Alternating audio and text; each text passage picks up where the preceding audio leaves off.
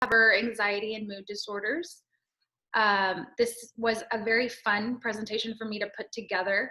I didn't want to go too deep into anxiety, but I know that a lot of us are feeling it right now with COVID. So if you have any questions, please feel free to use it in the chat. You can have comments. I will make sure to read them after, just because I've learned my lesson that I run out of time. And I'm also going to take off my video so that the Wi-Fi will just stick to my voice and not the video. So before I actually get started with the topic, I'm going to talk a little bit about the Women's Fund. I know those of you that have tuned in every time, you probably could do this slide by yourself.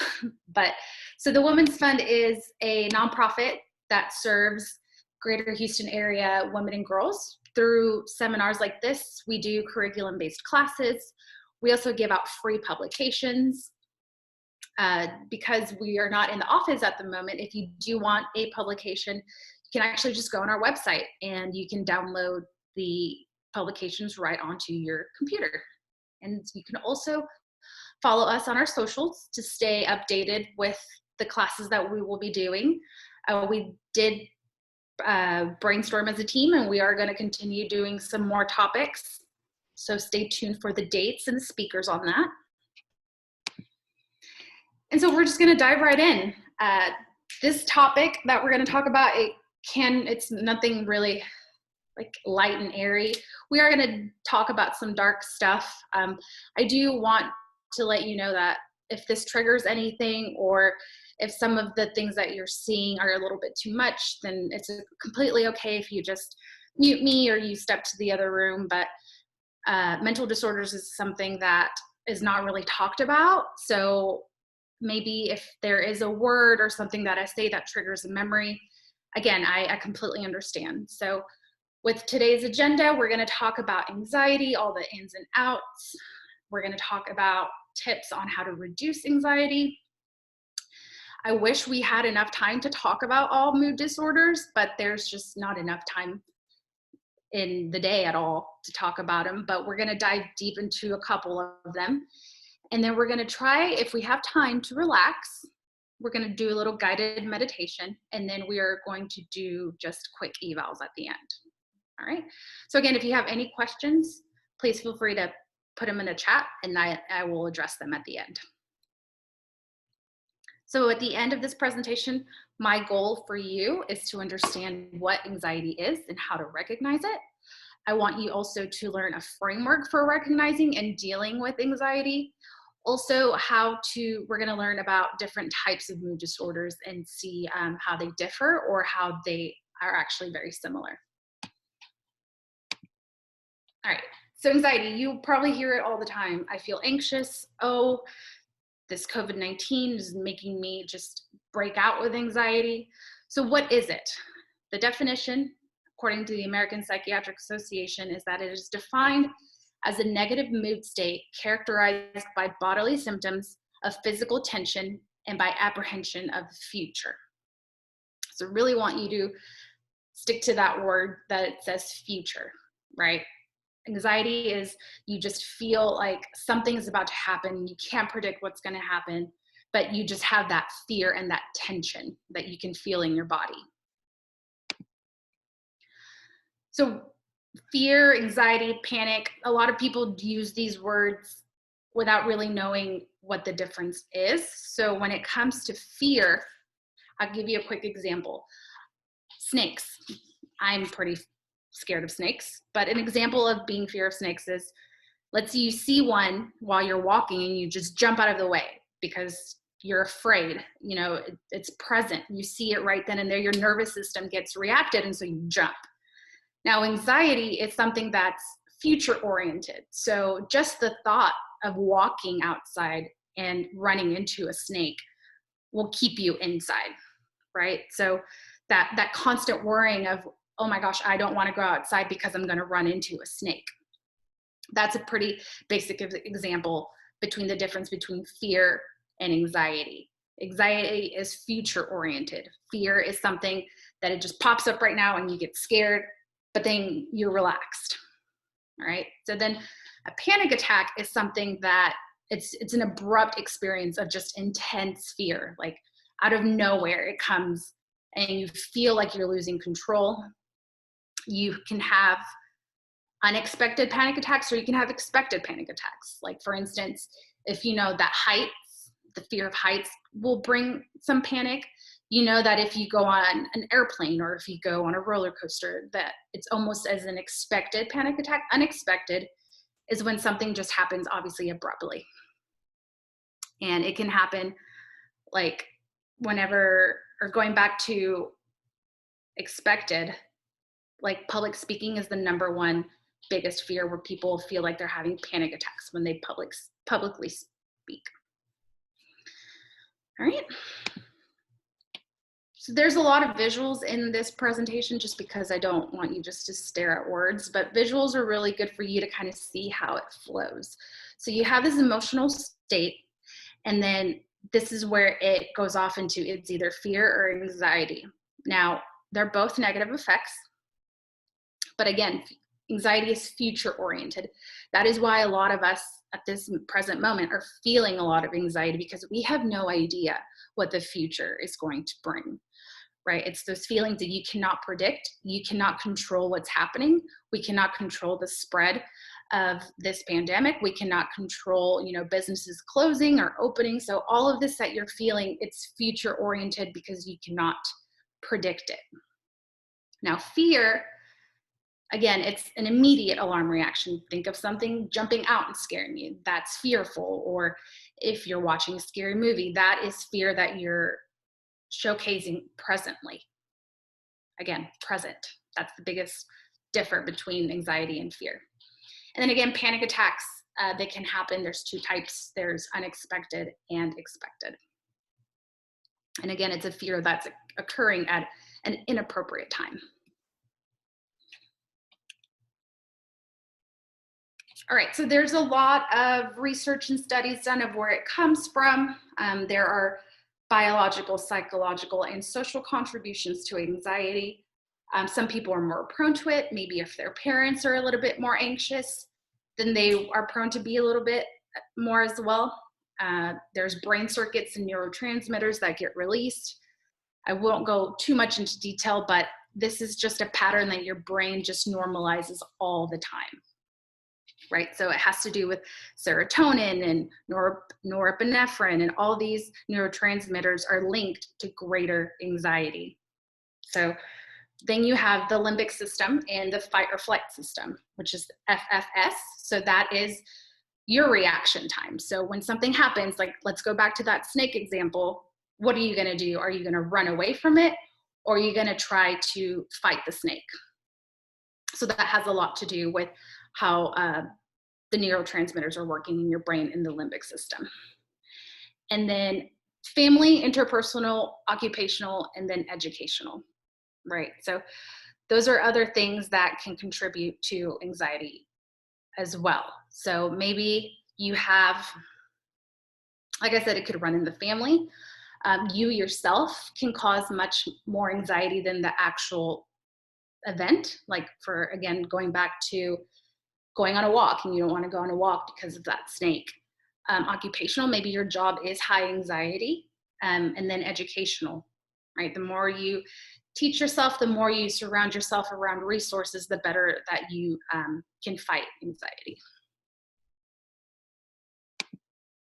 All right, so if that's not enough, there are actually a lot of disorders underneath anxiety. So you have generalized anxiety disorder, which is, this focuses on minor everyday events and not just one major worry. So you are a constant worry. You're constantly worrying about tomorrow, next year. You're just in this state of fear and worry at all time. Panic disorder.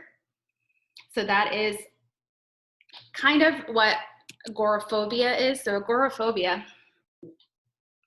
is the fear and avoidance of situations considered to be unsafe, right? So maybe you don't like going on a plane. So then you have this comorbid, which means that both of those things link together. So you have the fear of the plane, and then now that's going to create a panic disorder because now you're panicking that you're on this plane, even though You've probably told yourself this is safe, flying is very safe. You still have that phobia of being in a plane. And then specific phobia, there's tons. You can have an animal phobia, you can have a pattern phobia, you can have a natural environment phobia, like anytime it starts to rain, maybe it triggers something in you. You have social anxiety disorder, where you don't want to be around people. And then you have post-traumatic stress disorder. All of these fall into a big umbrella of anxiety disorders, right? So post-traumatic stress disorder, if you see something that triggers you, it's that trauma that your brain sees, now you're under high anxiety because you want to get that vision or that memory out of your brain. So this is another pattern of how it flows. These are all the things that happen in your brain. Now, we don't see this just happens. So you get stressed due to life events, and then you start adding possible false alarms. Pretty sure some of us can talk ourselves into just the worst day imaginable just by starting your car, right? You're already fearing that something's going to happen. You're already in that tense state, like, oh my goodness, traffic. Oh my goodness, am I going to get in a car accident? So you have that anxious apprehension that something is going to happen. And when it gets categorized into generalized anxiety disorder, again, it's when it happens all the time, every day. It's almost like you can't get out of this phase. You can't get out of this mental state that something is going to happen, and you're always tense. This is a diagram for post-traumatic stress disorder. Again, you experience the trauma, then the alarm happens, such as like anger, you have basic emotions. Then you learn that that's an alarm for you when you see that trauma. And then here comes the anxious apprehension. How are you going to act? How are you going to go about your day? How can you get this image out of your head? So then it goes into, either avoidance or numbing that emotional response. And then this is panic disorder and agoraphobia. Again, panic disorder and agoraphobia are comorbid. So that means that generally, if you have one, you probably have the other. So if you have a specific fear of maybe being in an elevator, then you know that anytime you get in an elevator, you're going to be on high alert, and it'll probably turn into just panic. All right, so this is a case study. Case studies that I've actually learned in school. Now, the names are obviously changed, but these are real life situations, and maybe you can find a little bit of common ground with this person, or maybe someone like this. So Irene was a 20-year-old college student with an engaging personality, but not many friends. She came to the clinic complaining of excessive anxiety and general difficulties in controlling her life. Everything was a catastrophe for Irene. Although she carried a 3.7 GPA, she was convinced she would flunk every test she took. As a result, she repeatedly threatened to drop courses only several weeks of classes because she feared that she would not understand the material. Irene worried until she dropped out of the first college she attended after 1 month. She felt depressed for a while and then decided to take a couple of courses at a local junior college, believing she could handle work there better. After achieving straight A's at this junior college for 2 years, she enrolled once again in a 4-year college as a junior. But after a short time, she began calling the clinic in a state of extreme agitation, saying she had to drop this or that course because she couldn't handle it. So what do you think that she is currently, if you were her therapist or if you were her friend, what do you think that she is experiencing just by this case study? You can put it in the chat if you'd like. Let me actually pull up my chat.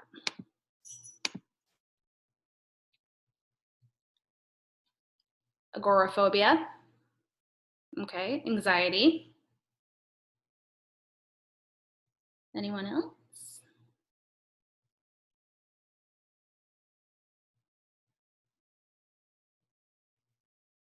All right. So it's actually generalized anxiety disorder because she fears that she's in the situation and she hasn't even done it. Just she fears that she's going to flunk everything. You were close, Jake.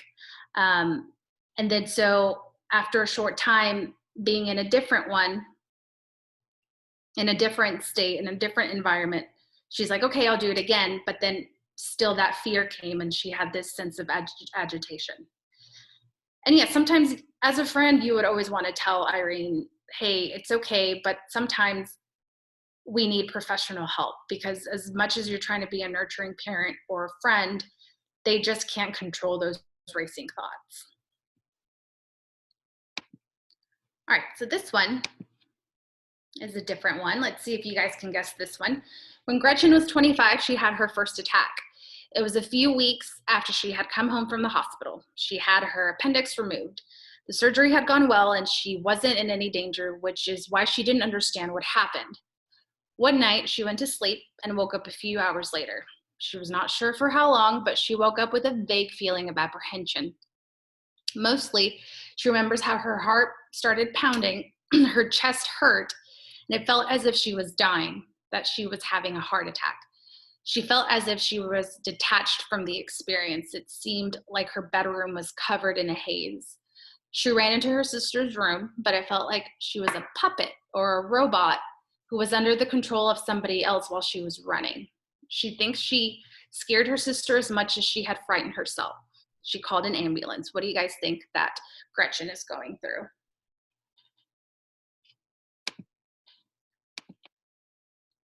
Panic attack. Yes, panic attack is exactly what it is, Veronica. Good job. A lot of times when people they feel like they're having a heart attack, they feel like they're about to die, their chest starts to cave in, it's hard to breathe, and they start admitting them, they go to the hospital, they actually just went through a panic attack. And that's just how your body is letting you know. So it is actually very scary. Um, some people don't even know what it is. So that's why they specifically go to the hospital because they're afraid that their life depends on it.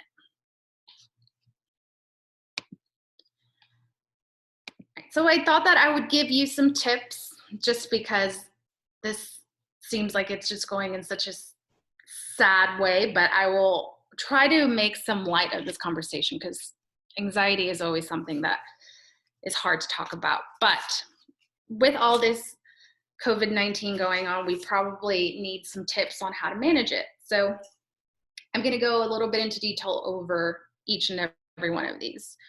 So creating a schedule. Sometimes it sounds funny, but creating a goal is actually really, or creating a schedule is really important. So you can say something like, all right, I know what my day is going to look like. So how am I going to go about it? Just going and making sure that you give yourself a plan for the day. And sure, sometimes there's wrenches thrown in our plan, but if you pretty much have a to-do list or a way that your day is going to go, that can help you focus on those things on your list. So limiting the time you spend consuming media. I bet all of us at least have one TV on the news. So sometimes that gets hard because you want to stay up to date with what's going on and closures and just the numbers. But every time you see that, your brain's like, this is too much. So you want to limit the time that you spend on TV. So you can, maybe you're an early riser and you like to drink your coffee and watch the news, then do that. I'm not saying not to do it, but then don't keep it on all day, or don't keep it on the 4 o'clock news, 5 o'clock news, 6 o'clock news, because you're just going to have that fear. That's what the media does. It just creates some fear, even though they're trying to just tell you the facts. Our brains just can't process it in that capacity. So then choosing what media you consume. Again, the news is probably something that you've been watching a lot, but how about you put it on something else that is lighthearted? Like, I think American Idol's over, but anything just like that can just get your mind off of it. Exercise. Exercise is super important, something that all therapists, all doctors, all your good friends should tell you to do is exercise, being outside, getting that natural sunlight. Exercising doesn't mean lifting everything around you, just stepping outside for a quick walk with your dog or having a bike ride, whatever it is that gets your heart pumping, that can release those natural neurotransmitters to help you be at ease. Balancing your emotions with logic. What does this mean? So instead of saying something like, I'm feeling awful, how about you just you remind yourself, anxiety is trying to make me feel awful, right? Anxiety is trying to convince you that you can't handle more than one thing going on. So acknowledging how your anxiety causes you and what it's making you feel. Recognizing that it tries to get you to behave in a way that keeps you stuck in a state of like, oh my gosh, I'm just running in circles, I'm pacing in circles, why am I doing this? Remind yourself, what is it? You have to view anxiety as an external force and help you to find ways to combat it. All right. Argue the opposite. So what this means is when you're telling it actually goes hand in hand with the other one, where you want to make sure that you are combating it with logic. You want to argue the opposite. I feel awful. Okay, well, what is it that's making you feel awful? Having a gratitude journal that can help you argue the opposite. Instead of telling us all this negative self-talk, you can argue the opposite. Well, I don't feel awful. I just am afraid about this that I have going on in my day, right? So always trying to argue that feeling that anxiety is giving you. Maintaining a social support is very important as well. You know, you always want to have people around you that are going to steer you in the right direction and help you and say, you know what, maybe it's time to get professional help. Focusing on things you can control. There's a lot outside of our control right now, but you can at least change your thoughts. You can at least say, you know what, I cannot stop the spread of this disease, but I can write down what I'm grateful for. I can choose my attitude. I can choose my thoughts. I am the manager of my emotions. It just takes a little bit of work. Externalizing, again, I talked about that earlier. You know, you can externalize your anxiety so you can recognize how it affects you and how you can fight it, right?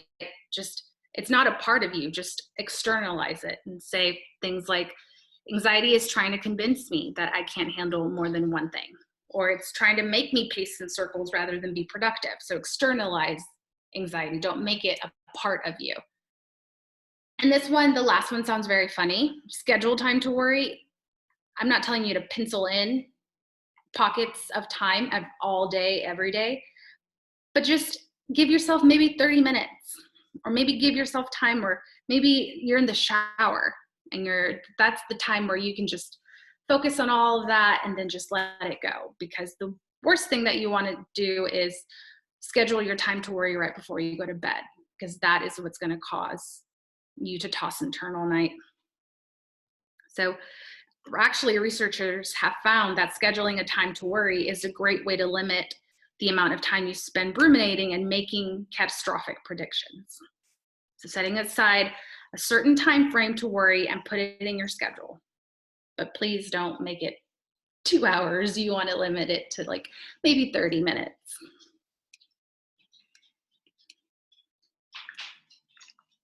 All right, mood disorders. So again, we're not going to dive really deep into a lot of them because we would be here for 4 hours, but I'm going to briefly talk about some mood disorders that pop up a lot. So as you can see, each year, 12 million American women experience some type of mood disorder. It is normal to feel depressed in response to a certain situation. No one should be allowed to tell you that there's a certain time frame for you to grieve or that you need to get over it. Like, you are allowed to go through your emotions the way that you want to go through. But when it's time to get professional help, it's when you have felt that way for a very long time, right? So there's a time frame that therapists look at, that if you've been feeling this way and you fit the criteria, you probably will get diagnosed with depression or dysthymia or bipolar disorder. All right. So the first one we're going to talk about a little bit is major depression. Now, the way I can summarize it in one sentence is, if something that you love to do does not bring you joy anymore, then it is time to talk to a professional. I know that sometimes we want to stay in bed, or we don't feel like doing this task, we don't feel like getting up. That's okay, but it's prolonged sadness, the feeling that you're not worth anything, that you're an empty shell is a lot of the times what we hear. You have lost of interest in anything. You have no motivation, basically, and you always feel down, even if it's super bright and sunny outside, or you're in a great social setting. You just don't feel right. You just feel empty. That is what major depression is like. So dysthymia is a mild depression. It's not as catastrophic as major depression, but it still has some of those same symptoms. It is not totally disabling. That's the difference between the two. With depression, you probably don't want to get up for about a week. You have literally no motivation to do anything. And then with dysthymia, maybe it comes in and out, right? It can drag on for a while. Maybe you have good days, you have good weeks, but then you go right down into that hole of emptiness again. I thought I saw some. Hold on. In the chat.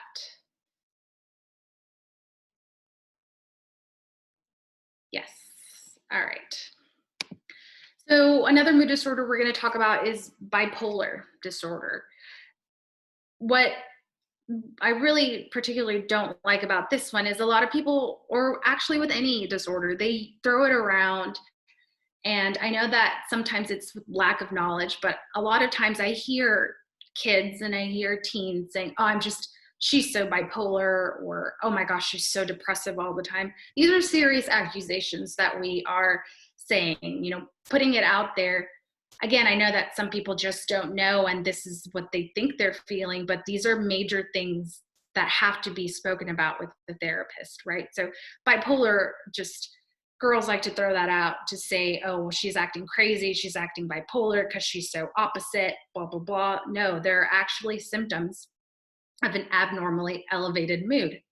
This person really feels like they're on cloud nine, and then a moment later, they just feel like that empty shell again. So, and they're super irritated. They cannot sleep, or they need extra sleep. Delusions of grandeur is like feeling like, oh, I am the most important person. I am the president's left hand. These feelings that you hear someone, you're like, they're delusional. They talk very fast because they're so excited. And then they have poor judgment that leads to risk-taking behavior. Again, these things can all be worked on with proper medication and a doctor, sometimes a combination of both of them. Seasonal affective disorder, which is actually another SAD acronym, is a type of depression that follows the seasons in a year. So 4 times more common in women than men. The winter is usually the most common type of seasonal depression, just because it's dark and gloomy. People don't, maybe Christmas or maybe the holidays make people feel a certain way because they might have experienced something as a child. There's actually studies that in certain colleges up in the north, like there has to be more therapists around during the winter because people are they need more therapy. They need to talk more. They feel much lower than they do in any other part of the year. Summer depression begins in late spring or early summer. Again, it doesn't always have to be the winter. It's just the most common one. But again, it might be something that's internalized. It could be trauma. Maybe something happened to you. And the only way that you can actually get that out of you and stop the depression is to talk to someone about it. And maybe they can lead you into the direction of more therapy or medicine or both. All right, so depression is really, any of these things that we're talking about, they're nothing to be ashamed of. I know that the stigma is getting, just the mental health stigma is actually is getting better because people talk about it now. It's not just a thing. It's not something that a neighbor just whispers around with, you know, other neighbors. It's a real thing. And how that happens is if we talk about it more, how we say, you know what, I am feeling depressed, or yes, I do go through these episodes. There's nothing wrong with it. So research has shown that an association between depression and pessimistic thinking, low self-esteem, and excessive worrying. Obviously, depression can lead to suicide. So there's a lot of things that most of these actually can comorbid with suicide. And it's important to talk about those things before they get to that point, right? There's this common misconception that if you bring up the word suicide, or if you say something along those lines, that now the person is thinking about killing themselves. That's not true.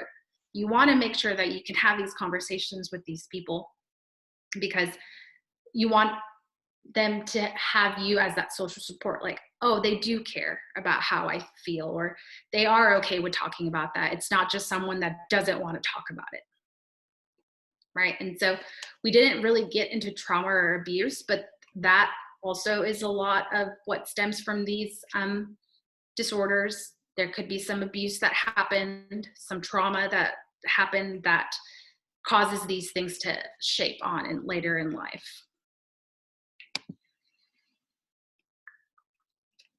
If you think you're suffering from depression, please get help. There's so many resources right now. There's even telehealth. There are therapists talking to you online or on the phone. I'm sure if you are seeking a therapist right now, they can actually take you that way because you have that rapport with them. But treatment can include both talk therapy and medication. It can help ease the symptoms in a majority of people who suffer from depression or bipolar disorder. Actually, May is Mental Health Month, so this is perfect timing. All right, so I didn't get too science, too research based on anxiety, but if you have any further questions, I would love to answer them. I know that we kind of this is the first time ever for me that I've ever finished early. So because I do want to leave it up to you if you have any other questions. I know that right now we feel like we can't get help, but there is always help. I actually have a resource page right here that I want you guys to look at. All of these clinics, or all of these websites, I'm so sorry, will help you get the help that you need. They'll lead you into the right direction. Do not be afraid to look for a therapist. You know, it might not be your thing. You might find out that you are going to keep this therapist for the rest of your life. You know, they're just there to help you. I am going to go back right here to the survey link. If you guys want to take a picture of that QR code for me, that way it'll take you straight to the survey. We want as much feedback as possible, just so we can make these presentations better. We have some exciting upcoming presentations. We get to talk about germs next week, sleep hygiene and mental health actually go hand in hand. And then self-care is very important as well. Let me see, I'm going to open my chat.